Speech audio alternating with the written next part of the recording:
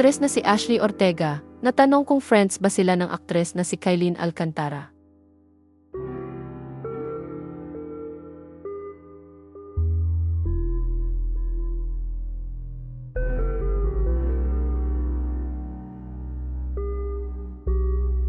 Nakapanayam ni Boy Abunda ang aktres na si Ashley Ortega sa programang Fast Talk with Boy Abunda nitong Biyernes, September 26, 2025.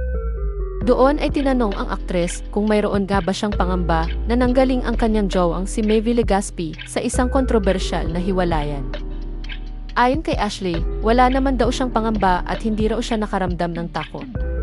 Bagamat sinabi niyang aware siya sa past relationship ng kanyang jowa, inihayag ni Ashley na deadma raw siya at ayaw na raw niyang makisali sa naging problema ng dalawa noon. Anya, wala naman po, Tito Boy. Hindi po talaga ako nakaramdam ng takot. Though I was aware of his past relationship, ano naman po, Tito Boy, yung problema nila parang it's for them na, parang I don't want to join already. And deadma na lang din kasi talaga ako, Tito Boy. Whatever problem was in the past, let's just keep it in the past. Naging usap-usapan kasi sina Maeve at ng dating karelasyon nitong si Kylene Alcantara noong 2023 matapos mapansin ng netizens na tila hindi na nagpapansinan ang dalawa at hindi na rin pinopost ang isa't isa sa social media.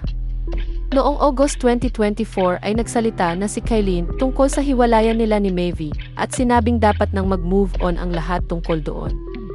Sinabi rin ni Ashley na nung pumasok sila ni Maeve sa isang relasyon ay pinagtutuunan nila ang isa't isa. Dagdag pa niya, nakafocus sila ng kanyang jowa sa future na pangyayari at hindi na nila binabalikan ang nakaraan. Anya, yung sa amin ni Maeve, when he was courting me, we were focusing on each other. And of course, focusing sa future na pangyayari. Hindi na naman binabalikan yung mga past. Matatanda ang kinumpirma ni Ashley ang relasyon nila ni Maeve noong February 2025. Tinanong naman ni Tito Boy si Ashley kung friends nga ba sila ni Kylene. Sagot ng aktres, we're not friends na super close. But we bump into each other and we say hi to each other.